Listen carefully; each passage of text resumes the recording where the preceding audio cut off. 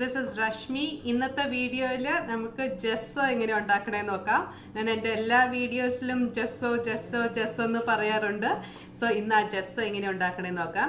Because കുറേ പേര് comments ആയിട്ട് ജെസ്സോ യൂസ് ചെയ്യണ നിർബന്ധമാണോ, ജെസ്സോ എങ്ങനെ എവിടെയാണ് അവൈലബിൾ, അങ്ങനെ കുറേ ഡൗട്ട്സ് എൻ്റെ അടുത്ത് ചോദിച്ചിട്ടുണ്ട്. അടുത്തൊക്കെ ജെസ്സോ അവൈലബിൾ അല്ല എന്ന് കേട്ടു. സോ അത് എങ്ങനെ വീട്ടിലുണ്ടാക്കണമെന്ന് നോക്കാം.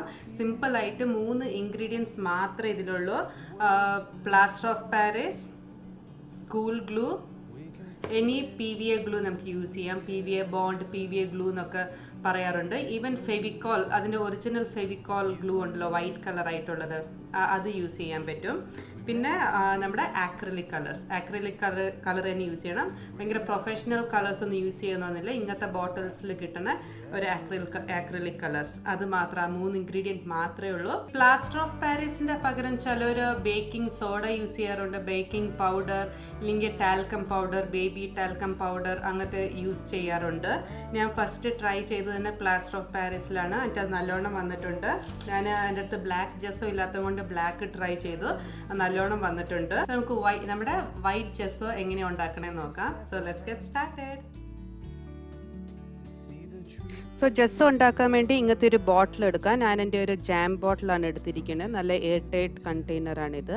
സോ മിക്സ് ചെയ്യാൻ വേണ്ടിയിട്ട് ഒരു സ്പാച്ചുലയോ സ്പൂണോ ഇല്ലെങ്കിൽ ഒരു പെയിൻറ്റ് ബ്രഷ് ആണാലും മതി. പിന്നെ നമുക്ക് വേണ്ടത് ഗ്ലൂ ആണ്. ആ ഗ്ലൂ നമ്മൾ എത്ര എടുക്കുമോ അതിൻ്റെ ഡബിൾ പ്ലാസ്റ്റർ ഓഫ് പാരീസ് എടുക്കണം.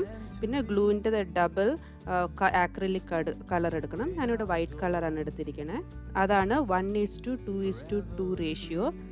ഒരു പാർട്ട് ഓഫ് ഗ്ലൂവിന് 2 part of plaster of Paris, പിന്നെ 2 പാർട്ട് ഓഫ് ആക്രിലിക് പെയിൻറ്റ്. ഈ പ്ലാസ്റ്റർ ഓഫ് പാരീസ് നല്ലോണം ഒന്ന് അരിക്കണം കേട്ടോ. ഞാൻ അരിച്ചിട്ടില്ല, അതുകൊണ്ട് കുറച്ചത് ടൂ മച്ച് ഗ്രെയിനി ആയിട്ടുണ്ട്. അതൊരിക്കലും മറക്കരുത്.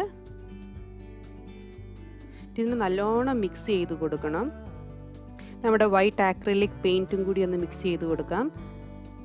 ഇൻ കേസ് അത് ടൂ തിക്കാണെന്നുണ്ടെങ്കിൽ കുറച്ചൊരു വെള്ളം, ഒരു 1 ടീസ്പൂണോ 1 ടേബിൾ സ്പൂൺ കുറച്ച് വെള്ളം ഒഴിച്ച് കൊടുക്കാം. ഇതിൻ്റെ കൺസിസ്റ്റൻസി എന്ന് പറഞ്ഞാൽ ഭയങ്കര തിക്കും അല്ല, ഭയങ്കര ലൂസും അല്ല. ബ്രഷ് വെച്ചും ക്ലോത്ത് വെച്ചൊക്കെ നമുക്ക് അതിൻ്റെ സർഫേസിൻ്റെ മുകളിൽ പെയിൻറ്റ് ചെയ്യാൻ പറ്റണം. ആ ഒരു കൺസിസ്റ്റൻസിയാണ്. ഇതിപ്പോൾ നമുക്ക് ബോട്ടിലിൻ്റെ മുകളിൽ ട്രൈ ചെയ്ത് കൊടുക്കാം. നല്ലോണം വരുന്നുണ്ട്. ഇച്ചിരി ഗ്രെയിനി ആയിരിക്കും, അങ്ങനെയാണ് നമുക്ക് ടെക്സ്ചർ വേണ്ടത്. ബട്ട് ഞാനത് അരിക്കാത്തത് കൊണ്ട് ആ വലിയ ചെറിയൊരു പീസസ് കാണുന്നുണ്ട്. അങ്ങനെ വരാൻ പാടില്ല. അതുകൊണ്ട് അരിച്ചിട്ട് നല്ലോണം ഇതിലൂടെ മിക്സ് ചെയ്തിട്ട് നല്ല മിക്സ് ചെയ്ത് കൊടുക്കണം. പിന്നെ നമ്മൾ ഏത് ഇത് ചെയ്യുവാണേലും, നമ്മുടെ ജെസ്സോ അടിക്കുവാണേലും ഫസ്റ്റത്തെ ലെയർ ജെസ്സോ ഡ്രൈ ആയിട്ട് സെക്കൻഡ് ലെയർ ഓഫ് ജെസ്സോ അടിക്കാൻ പാടുള്ളൂ. നമ്മുടെ ഏത് ഇതിനും MDF ആയിക്കോട്ടെ, ബോട്ടിലിനായിക്കോട്ടെ, സ്റ്റോണിനായിക്കോട്ടെ, ക്യാൻവാസിനായിക്കോട്ടെ, എന്തിനും ഫസ്റ്റത്തെ ലെയർ ഡ്രൈ ആയിട്ട് സെക്കൻഡ് ലെയർ അടിക്കാൻ പാടുള്ളൂ. ഇതിപ്പോൾ നല്ല അടിപൊളിയായി വന്നിട്ടുണ്ട്.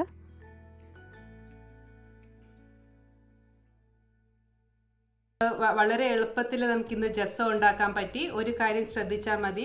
ഇപ്പോൾ നമ്മുടെ പെയിൻറ്റ് ഭയങ്കര തിക്കാണെങ്കിൽ കുറച്ച് വെള്ളം ഒഴിച്ചു കൊടുക്കാം. ഇൻ കേസ് നമ്മുടെ പെയിൻറ്റ് ഭയങ്കര ലൂസാണെന്നുണ്ടെങ്കിൽ കുറച്ചും കൂടി പ്ലാസ്റ്റർ ഓഫ് പാരീസ് ഇട്ട് കൊടുക്കാം. Thank you so much for watching. Bye, take care, see U.